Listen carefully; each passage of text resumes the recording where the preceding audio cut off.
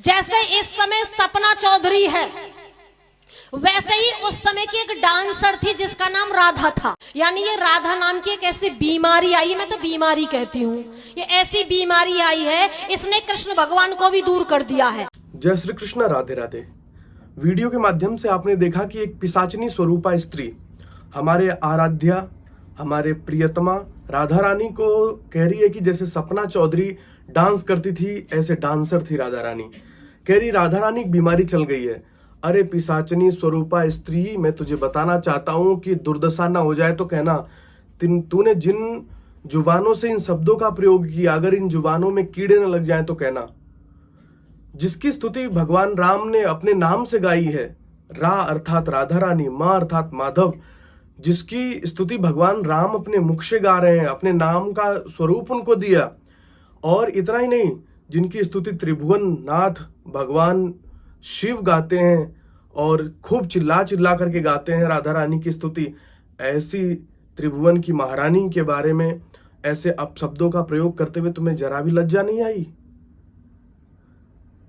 मैं तो मेरा सवाल तो आपसे ही है कि ऐसी मूर्खतापूर्ण बात, ऐसी विवेकहीन बात, ऐसी घटिया बात कहते हुए क्या एक बार भी शर्म नहीं आई? एक बार भी जुबान कापी नहीं? ध्यान रखना, अगर दुर्दशा ना हो जाए, अगर कीड़े ना पड़े तो कहना।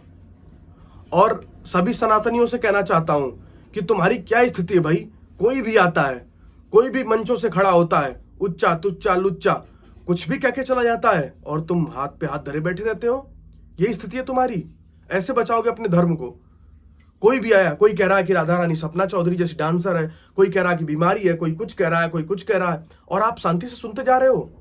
मेरे सामने वीडियो आई, देखते ही मेरा खून खौल गया। मैंने कि क्या क्या मूर्खताएं चल रही हैं और सब लोग सोए पड़े हैं। ऐसी दुष्ट महिलाओं के खिलाफ तो कानूनी कार्यवाही होनी चाहिए यथासंभव जो हो सके। मैं विशेष आग्रह करता हूं कि जो भी इस डिपार्टमेंट से लोग हैं, कानूनी कार्यवाही के लिए तुरंत तत्पर होइए। किस तरीके का विधिवत सारा ब्यौरा निकाल करके ऐसी दुष्ट महिलाओं के प्रति कानूनी कार्यवाही बहुत जरूरी है। तुम अपनी वाणी से, अपनी भाषा से किस प्रकार के अभद्र शब्दों का प्रयोग कर रहे हो? थोड़ा विवेक विचार बिल्कुल मर गया है क्या? सोचने समझने की क्षमता बिल्कुल खत्म हो गई है। और प्रत्येक सनातन धर्मी से भी ये अनुरोध है कि भाई तुम क्या कर रहे हो? कहाँ मर गए? जगह जगह तुम्हारे मंदिर तोड़ दिए जा रहे हैं, जगह जगह तुम्हारे धर्म परिवर्तन किए जा रहे हैं, तुम कॉलोनियां छोड़ के भाग रहे हो, घर छोड़ के भाग रहे हो। अभी हिसार में देखो 200 परिवारों ने पलायन किया, उत्तर प्रदेश में देखो 200 परिवारों ने पलायन किया। ना तुम पे अपना धर्म बच रहा, ना तुम कहीं रह पा रहे हो, ना तुम में इतना दम बचा कि तुम जगह जगह छोड़ छोड़ के भाग रहे हो। उसके बाद तुम्हारे देवी देवताओं के बारे में कोई कुछ भी बोल देता है, तुम शांति से सुन के खुश होते रहते हो। बिल्कुल बिल्कुल नपुंसकता आ गई है क्या जीवन में? क्या इतना भी धैर्य, इतना भी साहस नहीं बचा अपने अंदर कि ऐसे दुष्टों की जुबान खींच करके फेंक निकालें? अंतरात्मा बिल्कुल मर गई है क्या? ऐसी दो कौड़ी की औरतें आती हैं और अब हमारे भगवानों के बारे में कुछ भी बोल देती हैं और हम शांति सुनते रहते हैं। उससे भी यही कहना चाहूंगा, उस महिला से, ध्यान रखना, त्रिभुवन में तुम्हें कोई बचा नहीं सकता है। तुमने जिन शब्दों का प्रयोग किया, जिन वाक्यों का प्रयोग किया, वो भी हमारी महारानी देवी, साक्षात पार्वती स्वरूपा, साक्षात सीता स्वरूपा के बारे में तुमने जिन शब्दों का प्रयोग किया, ध्यान रखना, अगर दुर्दशा ना हो जाए, अगर दुर्दशा ना हो जाए, अगर कीड़े ना पड़े तो कहना। संसार का कोई व्यक्ति तुम्हें बचा नहीं सकता है। कम से कम इतनी तो अकल रखो कि बोल क्या रहे हो, कुछ भी बोले जा रहे हो। आज भारत है, सनातनी सोए हुए हैं, कुछ भी बोल लो। अगर वही दूसरा देश होता, क्या मुस्लिमों के देश में रहकर के कोई उनके धर्म के बारे में कुछ गलत बोल सकता था? या उनके आराध्यों के बारे में कोई गलत बोल सकता है?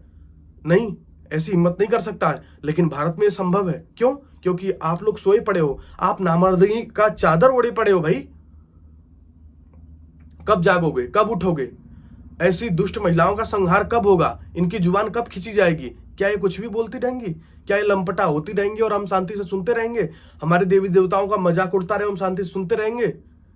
ये ज्यादा समय तक चलता रहा तो ध्यान रखना, सनातन धर्म का नाश करने में आप लोगों का बहुत बड़ा योगदान होगा।